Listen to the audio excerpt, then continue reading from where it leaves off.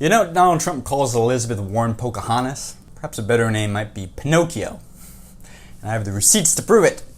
And good fun. I'm sure she's a lovely woman on a Sunday afternoon picnic. Nonetheless, Elizabeth Warren does have a problem. That problem being she tells stories that have the inconvenience of being untrue.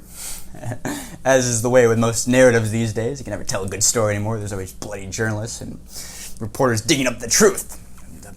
The matter of the fact, which I would argue is probably good. We would like our politicians to tell the truth. Now, maybe it's not. Maybe it's better for the politicians if they lie, but let's operate under the normative assumption for a moment that we would like our politicians to tell the truth. And in recent matters, Elizabeth Warren has not been telling the truth. I don't want to use lie is such a strong word, but she has certainly been misleading her audience in her political narratives. Now, maybe to understand where she's misleading us, we've got to recap her most common political message. She tells this story, it's a lovely story, where after her first year of teaching, she was visibly pregnant, and the principal, towards the end of the school year, took her down to the office and said, "Mrs. Warren, it's been a lovely year. You're a fantastic teacher. But you're visibly pregnant, and I don't think you better come back next year. You stay at the home, raise the kid." And she was promptly shown the door, to use her own words. And I suppose this story conjures up the kind of halcyon theme of chauvinism and male sexism and the ability for women to triumph over that era in the workplace. And I am totally willing to grant the truth of that theme. The narrative, however, is false. But in order to prove the narrative is false, we need only to look here at the minutes of the school she taught at in New Jersey. You can see right here in 1970, the minutes show, indeed, that she was promptly given a contract for a second year. She was unanimously approved to keep on board. They were happy to renew her contract and have her teach a second year. So we can see almost immediately that the narrative that she was shown the door is false. Now, I grant you, as a reasonable liberal viewer, like myself, you might look at the minutes a little further and say, yes, but it shows a renewal of a contract for a substitute teacher for Mrs. Warren, and part-time. In fact, it actually lays out her salary right here. Now, is this the same as the teaching job she had freshman year? Was she a full-time teacher, and now they're only giving her a part-time substitute teaching gig? What is this? What kind of sexism is this? But here is where the nuance of teaching in New Jersey comes into play. New Jersey, like New York, has a slightly more vigorous requirement for teaching primary school than other states do. In Kansas, where I went to school, you can get an undergraduate degree in basically anything and then quickly become a history teacher for 8th graders and know nothing about history. But I digress. In the East Coast, it's a little more strenuous. You need to have a graduate degree to teach even primary school. I know this because my girlfriend is indeed a middle school teacher in the Bronx. But she, like Elizabeth Warren, and I can speak from personal experience on this, Elizabeth Warren, after she completed her undergraduate degree and got a teaching job in New Jersey, was on something called an emergency teaching license.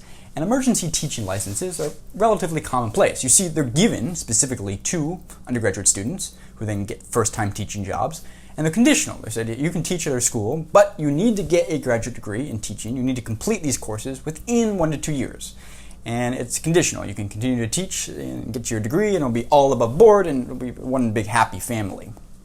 The problem lay in that Elizabeth Warren, as she readily admitted herself about a decade ago, that when she began to take her graduate school classes, she found it wasn't really for her. She promptly withdrew from the school.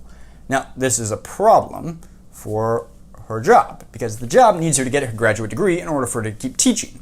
So I think we can reasonably deduce that having withdrawn from her graduate studies, meaning the emergency teaching license is no longer very good, they can't sustain that for Mrs. Warren, how can they keep her on board? Well, you can offer her a substitute teaching position part-time. Why part-time? Well, perhaps because she was indeed pregnant and wanted to spend some time at home, and she could have flexible hours. In fact, I'm perfectly willing to accept this deduction, precisely because, one, they unanimously granted an extension and renewal of her contract. Two, indeed, look further in the minutes. Indeed, when Mrs. Warren, Elizabeth Warren, resigns, it is noted within the minutes that it is with regret. With regret, we accept Mrs. Warren's resignation. So, Elizabeth Warren actually resigned as a teacher.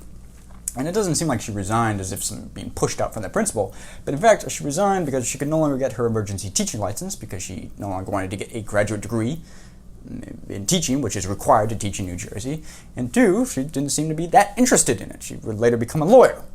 But all of this is to circle back to the point that the story she tells, where she was fighting the male chauvinism and sexism in the 1970s, is false, at least in her case. In her case, the story is much more amicable and reasonable and mundane.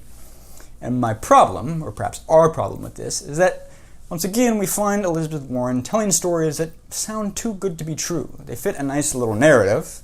I come from Native American ancestry, and then you promptly take a little 23andMe test and find, oh, indeed, I am not Native American whatsoever. Whoops! Yes, I did claim that on my Harvard admittance. Well, I'll apologize about that.